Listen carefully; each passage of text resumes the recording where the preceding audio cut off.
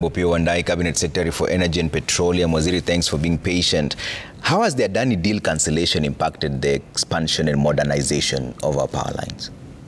Before I delve into that issue, Trevor, I've just noticed that you are referring to this as broad-based energy. Yeah. I don't know why. And in the broad-based government. Okay.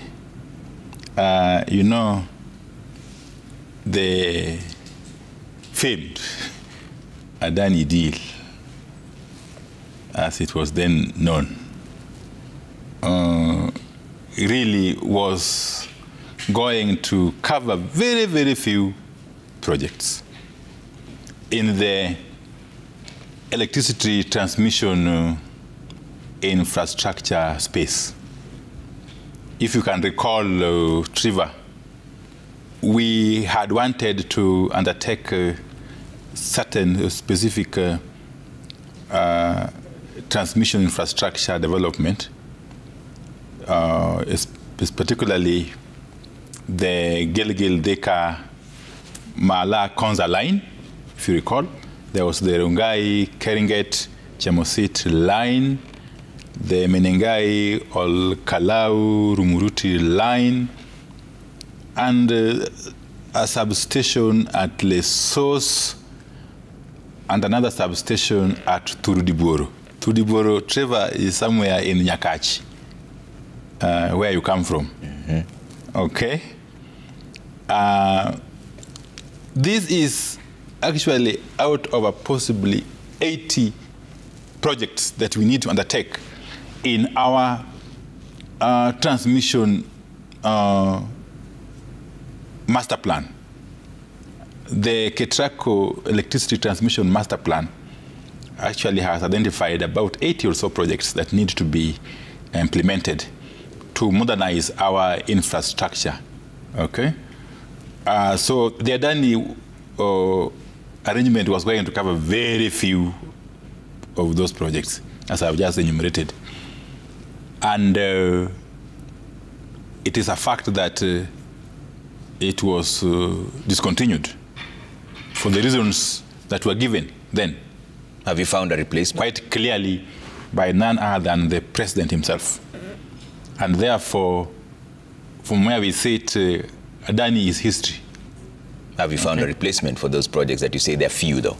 No, we haven't yet found a replacement. But one thing I must reiterate is that the public-private partnership is the way to go as government. And we have said this time and again, given the fiscal space that currently exists, the kind of debt level that we have around,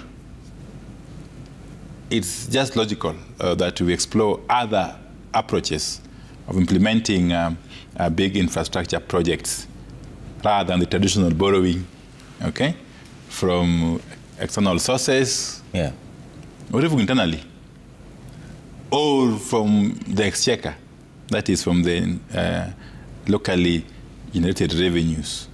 So the PPP is the way to go. And we are lucky as a country because we have got a very, very robust legal framework, yeah, underpinned by the PPP Act of 2021. Which provides us the platform, a mechanism to be able to undertake PPP projects. So in a nutshell, yeah, we are still exploring other PPP arrangements. For that particular master plan? For those particular projects, yeah, and other projects within the Ketraco transmission master plan. But is it open to local investors? Let me hasten to add that it was not just Adani that we were focusing on. In fact, as the Adani process was continuing, we were also pursuing another PPP arrangement with Africa 50. Okay?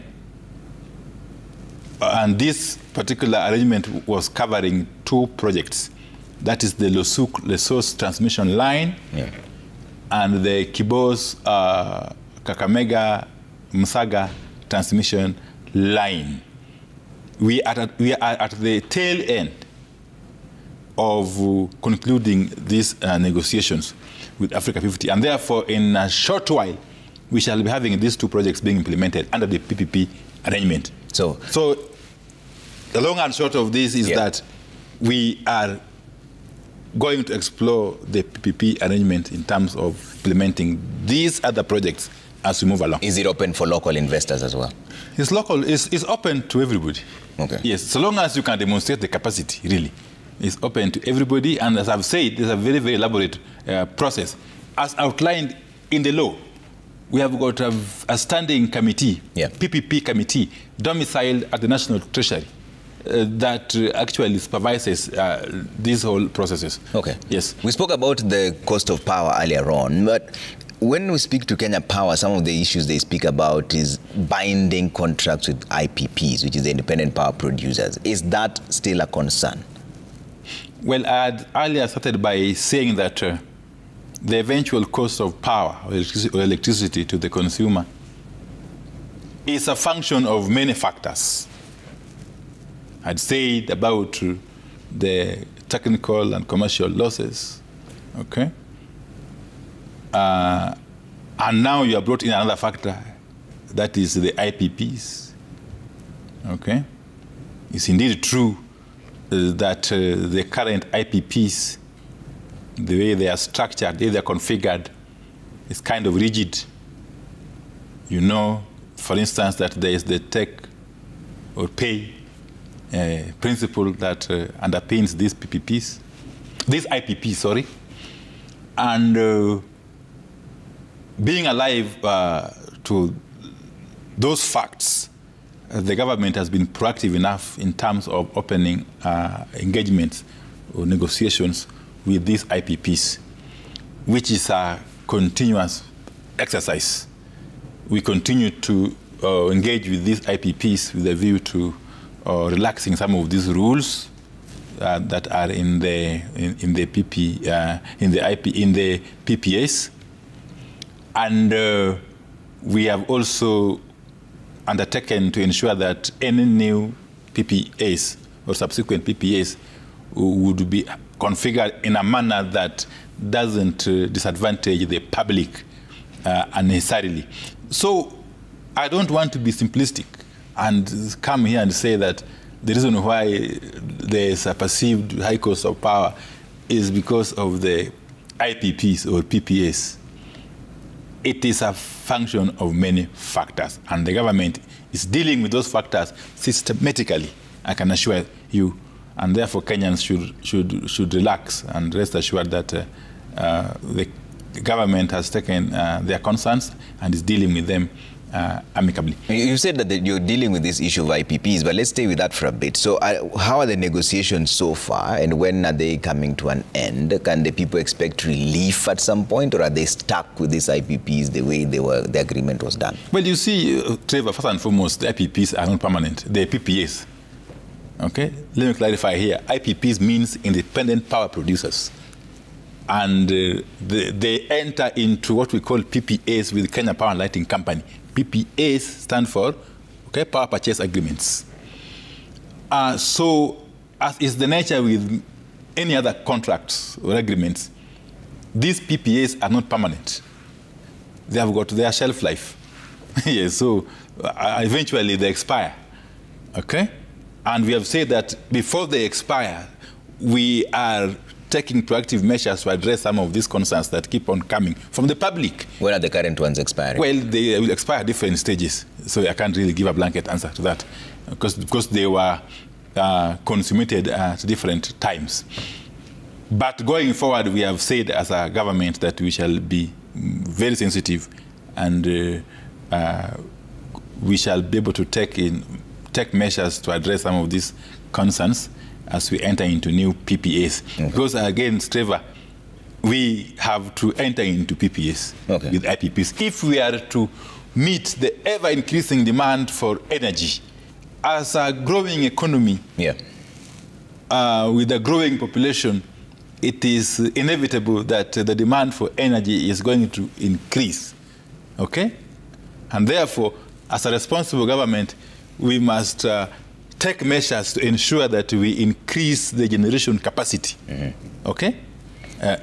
So that the demand for energy can be matched by the supply. Okay. The generation capacity. Let's come back to power outages. And you mentioned earlier on that there's no country in the world that doesn't have power outage. That's fine, but we're not comparing to them. We're talking about Kenya here. Anytime it rains, we still have blackouts. What is the problem from your perspective?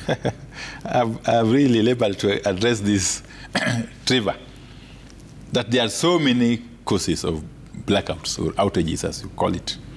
Okay? Is it just one of systems? The main factors is our decaying transmission and distribution infrastructure. Infrastructure that has become too weak as to be able to withstand the vagaries of weather. And therefore, in a slight disruption in the weather pattern causes setbacks. And that is why we are actually investing in modernizing this infrastructure. Okay? It is something we are doing very, very consciously, okay? And it is something that Kenyans must be patient with us as government, is that we understand the anxiety, we understand the concern, and we are dealing with it appropriately. Yeah. Even the way you refer to yourself as government, for us, we've watched you transition from the minority leader and a critic of the same government to now a defender of that same government. You say, as government, Kenyans need to give us some patience. How did you manage to switch sides so quickly? Trevor, I believe you are a Christian. And if you go to the Holy Book, the book of Ecclesiastes, we are reminded that there is a time for everything. That time you are referring to was when I was in Parliament, perhaps leading the minority troops, okay? And I had a constitutional duty to oversight the executive. And I did so to the best of my ability. Now I am here with you wearing a totally different hat. I am now serving in the executive as a cabinet secretary, duly appointed by the president under the Constitution. And therefore, in my new role, I am simply executing government policy and programs. So there's no contradiction whatsoever. There's no contradiction whatsoever in the role I played then and in the role I am playing currently. What have you discovered now? That both roles are actually in the service of the country. Yeah, but what did you discover now that you didn't know then? Because you are a strong critic of this. Well, you know, I was not in the executive, Trevor. And there are a lot more things that I have come to know, which I didn't know, obviously. Like what? Okay? Like these programs I'm talking about, these very, very elaborate and progressive programs to electrify the whole country. I couldn't have known them when I was in the minority. I would have really labored to know them. But now I know them, and therefore I'm able to communicate them to the public, and which is also part of my duty. And I'm doing so from a position of principle. So were you criticizing the government then from a lack of knowledge? No, I was criticizing the government, not just for the purpose or for the sake of criticism. You were criticizing for the sake of criticism? No, I'm saying I was not criticizing government for the sake of criticism. I was pointing out issues as I knew them. And you don't see those issues now? Well, I'm saying I am now better informed about the workings of government and about the government programs. As a matter of fact, I am privileged now to be in charge of a serious government program of extending electricity to every corner of the country. Yes, and ensuring that I provide access to energy, including petroleum products, at affordable cost, sustainably, and in a healthy environment. There's no contradiction whatsoever. Do you now believe in the current policies of this government? It's very difficult. It's almost impossible, Trevor, to execute what you don't believe in. You know that. So to answer you directly, I believe in what I am executing fully. I know the vision bearer is President William Ruto, but I'm assisting him to ensure that that vision is delivered, is achieved. The people you used to lead are still conflicted about this. In fact, there's a conversation on whether you went to government in your own initiative or you were cleared by the then party leader, Raila Odinga. What is the truth? You know, Trevor, why you cleared by the I still remain a member of the ODM party. The only thing I did was to resign from my position as Secretary for Political Affairs. When I resigned also as a member of Parliament for Ugunja constituency, and by implication as leader of the minority party. It is in the public domain that my joining the executive was cleared by the ODM party through its Central Management Committee, which I was a member of, you know. So I don't really understand where any confusion would come from. But there are many people who said in your party, especially the deputy party leader, Simba Arati, your secretary general, Sifuna, they're reading from different scripts. What's going on in the party in regard to the broad-based arrangement? You know, I can't speak for them. But you can speak for yourself, because Yes. you're the one who knows the circumstances under which you went and I am speaking joined the very government. clearly for myself that first and foremost, I made a conscious decision to accept the invitation to join the executive. That is first and foremost, as Opiyo Wandayi. But secondly, I'm also saying that my joining the executive alongside my other colleagues was properly brought before the ODM decision-making organ. That is the Central Management Committee. And it was approved. You will recall, Trevor, that eventful afternoon when we attended our last Central Management Committee alongside my colleagues who are currently in cabinet with me. That it was chaired by none other than the party leader then, the Right Honorable Raila Odinga. Okay? And a statement was actually issued thereafter to affirm the position I am explaining to you now. So really, there's nothing to explain further on that. Are you then surprised by how some of your ODM members, which you say you're still a party to, have reacted to you joining the broad-based government? Not just you. I suppose there's also John Badi and also Oparanya and Joho. Are you surprised by the reaction? Why would I be surprised, Festus? Trevor? Did you expect them to counter this? You know, I've been in politics for some time now. And to expect politicians to read from the same script all the time, or even to have a common understanding of one single issue, is to really believe in miracles. Yes. So we must encourage people to express themselves in the best way they know. That is really part of the reason why we are fighting for this democratic space to be opened.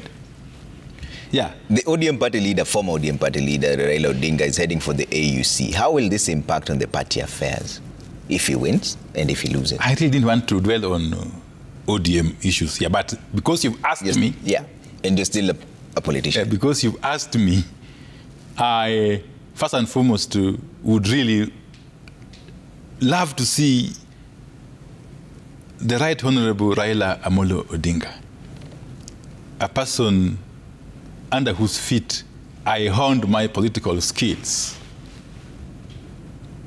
to clinch the position of the African Union Commission chairmanship. Not just because he is my mentor, but because actually he has all the qualifications to occupy that position, and that there is no more deserving African than Raila Odinga to occupy that position. And having said that, it will also be a great honor to Kenya to have one of its iconic sons ascend to such a high position. It will bring great honor to this country, and it will really help us to leverage in our engagement on the African and indeed on the global stage. As to what that will portend for Kenyan politics, I don't know. I don't want to speculate at all. Least of all, what it will portend for ODM, I don't know. But you must understand that Raila Amolo Odinga has spent his time mentoring people. People who have now come of age to take the mantle and steer the party to the next level. There are very many. There are very many. Not just those who are currently holding those positions in the party. There are very many others who are currently not holding any position. What happens if they come back to you as having led their troops before? Come back to me to do what? To take the mantle. You know, Anyang' Nyong'o is currently on interim basis. You know, Trevor, the Constitution doesn't allow me, as a cabinet secretary, to hold an official position in a political party. So really, the question of them coming back for me or to me can't arise. Can't arise. Critics accuse you and the team that joined the government of being cheerleaders in the praise and worship choir. Is that a fair accusation? That is within their democratic right. Okay? It is within their democratic right to hold those views, and in fact, not just to hold them, but to voice them as well. But one thing I cannot tire reminding anybody who dares to listen, who cares to listen, that is, that when I was in Parliament and leading the minority side, I was playing my role of oversight of the executive. Now I am a member of the executive. You don't expect me to oversight myself. To expect me to criticize the same executive that I serve in is obviously to expect me to criticize myself.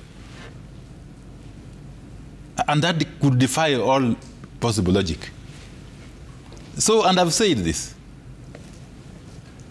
as I and my colleagues who are in the executive do our work of execution, let the others who are not in the executive offer the oversight by way of criticism, critique, and so on and so forth. Okay? My being in the executive has not stopped anybody else from offering oversight over the executive. But it cannot be that it's only me who must offer that oversight for it to be seen to be offered, or my colleagues with whom I joined the executive in July last year. So I don't actually understand where you are coming from with that question. It's not me who's coming from, it's the people who are asking you the questions. But also the other thing is, some of your colleagues in the executive, Justin Muturi, for example, has criticized the same executive from within. In fact, your colleague was here yesterday, Adan Duale, and said that he should resign. First, what is your position on abductions? It's been a divisive issue in terms of for collective responsibility as a cabinet and the executive. What is your position? You're asking very many questions at the same time. Let me just start with what you asked first. Yeah. It's indeed a very strange phenomenon that one could criticize the very government that they serve in. It's a phenomenon that can only exist in Kenya, if you ask me. Because first and foremost, as a member of the cabinet, I have more than enough avenues to voice my opinions or to express myself within the government, within the framework of the government or the executive. But more importantly, if for whatever reason I disagree with the position taken by the government, or I disagree with the direction the government is taking, or I disagree with the policies of the government, I can only do one thing, is to quit, really. Anything else would be splitting hairs. Coming to your second question, Trevor, about abductions. I don't think anybody in their right senses can support abductions. My track record as a politician, my track record as a Kenyan human rights defender, all the way from my university days up to now, is clear that I have never supported any such atrocities or human rights abuses. And it is also true that I am not aware of any policy of the government that I serve currently that is supportive of such atrocities as abductions. I'm not aware. In fact, none other than the president himself has gone public declaring that the government will deal with this matter of abductions comprehensively. I have no reason to doubt him. I am sure the relevant investigative agencies of the government are working round the clock to unravel this issue. Okay. To deal with it. And I don't think it is proper to start pointing fingers. To start pointing fingers without proper or adequate evidence. For instance, you see, Trevor, I went public when I was somewhere in Asia, castigating people who would be quick at pointing fingers. I was particularly appalled by attempts to drag in the name of a critical security agency, such as the National Intelligence Service, into this matter without proper evidence. Okay? And I came out strongly to voice my concerns against such attempts. Because when you do so, you eventually contribute to the erosion of public confidence in such critical institutions, which can only jeopardize our own national security. Okay?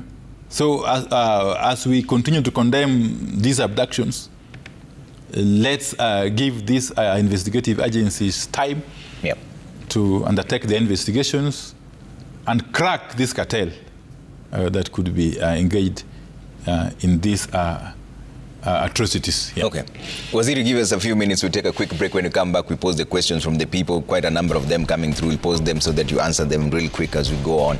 There are quite a number of them. Keep your views coming at Trevor Mbidi at Citizen TV Kenya. Use the hashtag Monday Report. We're back in just a short while.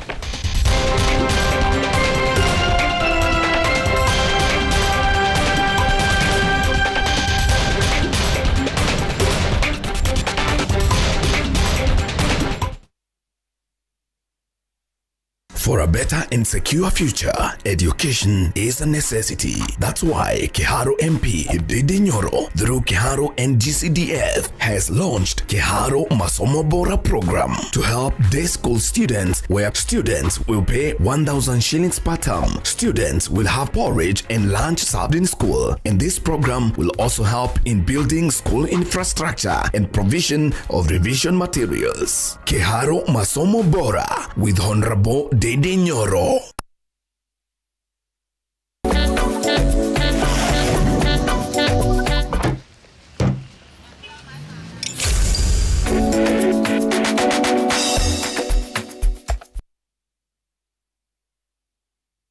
Are you a KCSE graduate with a mean grade of C+ or higher? Dreaming of earning a bachelor's degree at a prestigious German universities with low tuition fees? Explore exciting programs like business, economics, mechatronics engineering, IT, robotics, and more. East Africans Study in Germany is here to guide you through the application and transition process seamlessly. Thinking Germany, think East Africans study in Germany? Stubborn stains, Classic Detergent Powder inakuja na suluhisho rahisi. Inatoa uchafu kwa urahisi, gentle kwa mikono na unaipata kwa bei nafuu. Usiwachwe nyuma. Choose Classic. Ng'ara na Classic.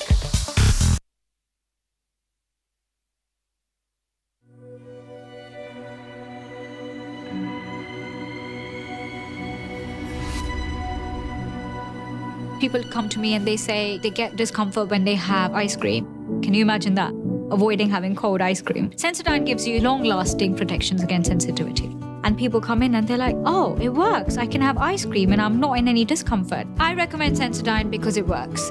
It's brilliant.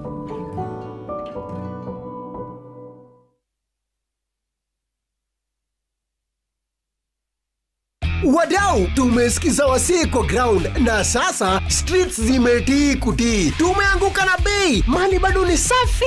Watu wa Chrome, Triple S na Ken Extra, budget sasa imeshuka kuruka na sherehe sasa itabamba mbaya. Au sio? Cover nose and mouth when coughing and sneezing with a tissue or flexed elbow to avoid the spread of respiratory diseases such as coronavirus. Dettol soap with germ defense gives you protection. When it's cold, germs are transferred in different ways, and Dettol soap's germ defense protects you from up to 100 illness-causing germs. Be Dettol sure. Africa, a land of unforgiving extremes, where one beast makes its commanding presence felt.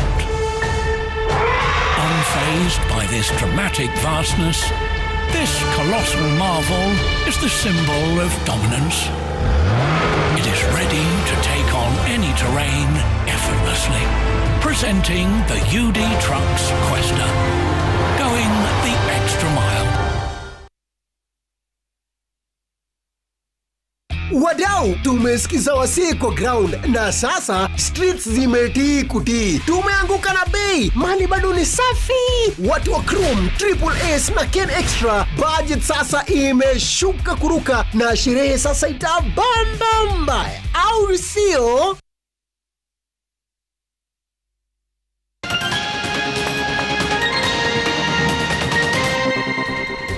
All right, thank you for staying with us. Let's get straight to your questions and bring up the first one at Trevor Media at Citizen TV Kenya. Use the hashtag Monday Report or text us on 22422. I see David Obare from Mombasa saying, Trevor, good evening. Please ask the CS what's the state of token meters. Are they available? If not, when are they expecting them in stock? Okay, Trevor, let me just assure the questioner or the viewer that we have got enough stock of meters in our stores, and we are doing everything possible to ensure that we connect all applicants on time and with the quality meters, really. So there's no shortage? Not at all. Okay. Muliro Tom says, what's the CS comment on current poor petrol quality? Is EPRA not doing its job? Some gas stations selling poor quality petrol. Will there be an audit? Yes, I don't know how he has concluded that. But you see, I also saw some video doing rounds yesterday and today, I think. As a matter of fact, it was sent to me by one of your colleagues in the media last night. I saw some young Kenyan going around testing, purportedly testing samples of petrol from some sample of petrol stations. It's an issue, of course, that we take very seriously. Yeah, even though the video is not authenticated, we take it very seriously, and EPRA and other relevant agencies are looking into it. Yeah. Okay. Royal Kimani Tirop says, can we have go back to that, the one that you were on, or do we go with Sir Nixon Dugire? Says, CS Wandayi, during your vetting last year, you pledged to revive tallow oil Turkana project if you get approved by Parliament. How's the progress now in relation to that promise? Yes, that was my promise, and it still stands. What I did mention at that time was that Tullow Oil Company had certain inadequacies, certain capacity gaps, especially financial capacity, to progress this project to the next phase. And therefore, it was necessary for an entity or a partner, strategic partner, to be sourced to help Tullow progress this project to the next phase. And that is what we are actively doing. If and when we succeed in identifying a strategic partner to Tullow, we shall make the announcement. And therefore, in short, the Tullow Oil project is alive and kicking. Okay. Yeah. Let's bring up the next one. Royal Kimani Tirop says, can we have our own fuel refinery in Turkana? Museveni last time said he's negotiating to have one in Uganda. Can we have an oil refinery in Turkana? Well, we are looking at all the economics. It's a question of economics. Yeah. And we are exploring all possible options as government. Ultimately, what we intend to do is to ensure that we extract this very valuable national resource in a most economical manner. Okay. Yeah. All right. Steve Woodjane says, why shouldn't KPLC operate the way telcos operate? No day have they charged their clients for new boosters. Let KPLC facilitate transformers to be as near as possible to their would-be clients. Yes, it's a good observation, but I must point out that KPLC is a commercial entity. As a matter of fact, KPLC is listed in Nairobi Stock Exchange. And that is why whatever activity it gets involved in must make commercial sense. And it is against that realization that the government came up with EPRA, which is more of a corporate social responsibility arm of the energy subsector of government. So where KPLC cannot commercially reach in terms of extending power, REREC does so. And I've said before, when we started, that the government of Kenya has adequately resourced REREC and continues to do so, either from the national coffers or from development partners, including financial institutions, to enable, to capacitate REREC for it to be able to extend power to all and sundry. Yeah. But the question from Steve is that even the telcos we're talking about are also commercial entities, but they bring in their boosters closer to where their customers are. Why can't KPLC do the same? Just have the transformers next to the people and then connect, and people will pay for power. You know what? Everybody wants power. You know what I call in close again is relative. Yes, and the two, both those telcos and KPLC do not operate at the same standards. It must be understood that every business model has got its own way of operating. Yes, and as we speak, it's not conceivable that KPLC would be able to extend or to establish or transformers, for instance, in every corner of the country, even where there are no people, for instance, or where people are too few to make commercial sense. So that's why that role has been left to REREC to undertake. And I think it is working well. All right. What we have seen in the recent past, and we must appreciate this, that there's been sort of a turnaround, in the energy sector, and especially even the footings of KPLC. For the first time in so many years, KPLC is posting profits. Okay? KPLC is posting profits. And that tells you, really, that something is being done. Okay. And the government must be appreciated for that, yeah. Okay, let's bring up the next question here. Wekesa Busuru says, ask Waziri, when are we demonopolizing KPLC? When shall we allow citizens to buy power directly from the power producers?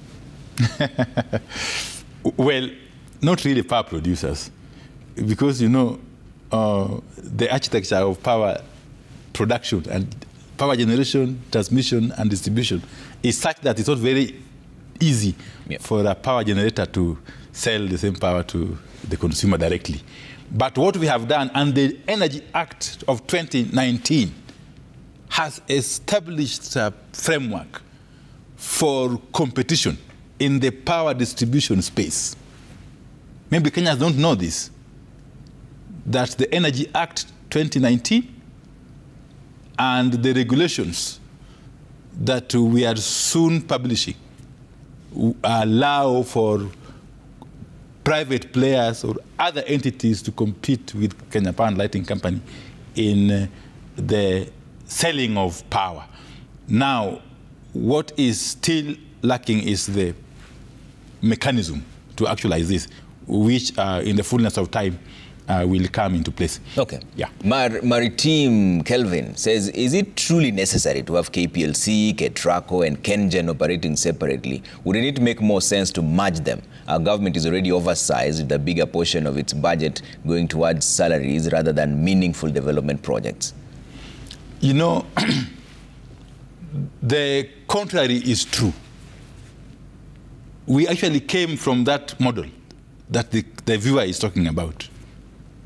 And the government found it necessary that for efficiencies to be enhanced, we need to unbundle the sector and allow the power generators to concentrate in power generation.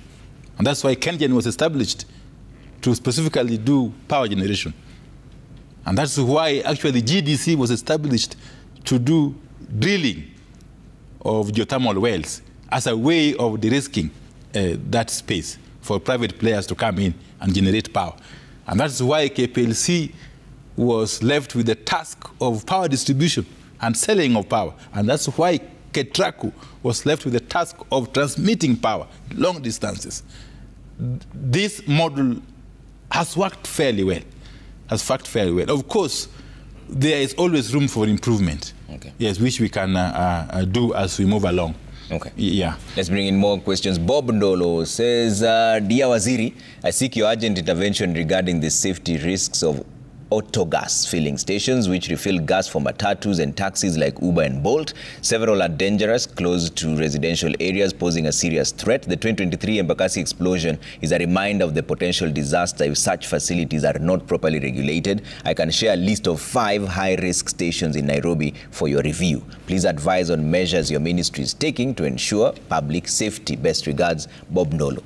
I have just signed regulations to deal with the LPG distribution and, in fact, supply chain generally.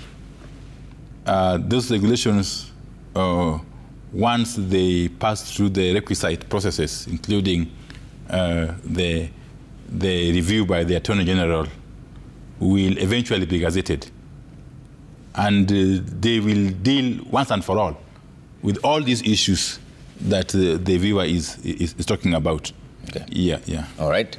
You see, if there's still more coming through. Jethro says, if the president fired him tomorrow, would he go back to being the firebrand government critic we knew?